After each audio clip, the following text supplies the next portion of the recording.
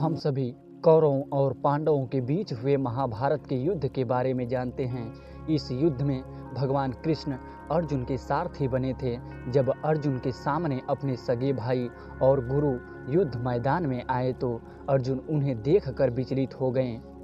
भगवान कृष्ण ने अर्जुन को गीता उपदेश दिए।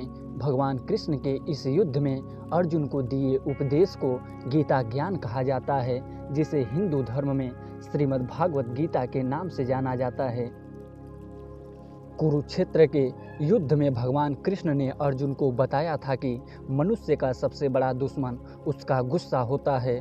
गुस्से में मनुष्य की बुद्धि काम करना बंद कर देती है और वह यह समझ ही नहीं पाता कि वह क्या कर रहा है। ऐसे में वह अपनी खुद की हानि कर लेता है। इसलिए अपने गुस्से पर नियंत्रण रखना बहुत ज़रूरी है। ऐसा माना जाता है कि इस पृथ्वी पर मन की गति सबसे तेज होती है, इसलिए हर व्यक्ति को अपने मन को नियंत्रण में रखना बहुत ज़रूरी है। बच्चों को भी यह सिखाना बहुत ज़रूरी है कि अपने मन पर सदैव काबू रखें। युद्ध में अर्जुन के विचलित हो जाने पर भगवान कृष्ण ने कहा था कि हर मनुष्य को कर्म करना चाहिए, फल की इच्छा नहीं करनी चाहिए। जैसा आपका कर्म होगा ईश्वर आपको उसके अनुरूप ही फल देंगे। यदि आप कार्य से पहले ही परिणाम की अपेक्षा करेंगे तो आपका मन भ्रमित हो जाएगा और आप अपना कर्म ठीक से नहीं कर पाएंगे।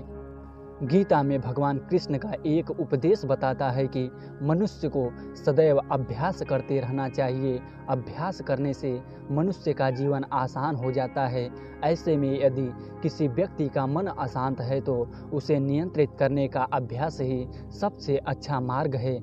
हर व्यक्ति को सफल जीवन और किसी भी तरह की कठिनाइयों का सामना करने के लिए आत्ममंथन अवश्य करना चाहिए। आत्मज्ञान से व्यक्ति अपने अंदर के अज्ञान को समाप्त कर सकता है, साथ ही सही और गलत में भी पहचान कर सकता है।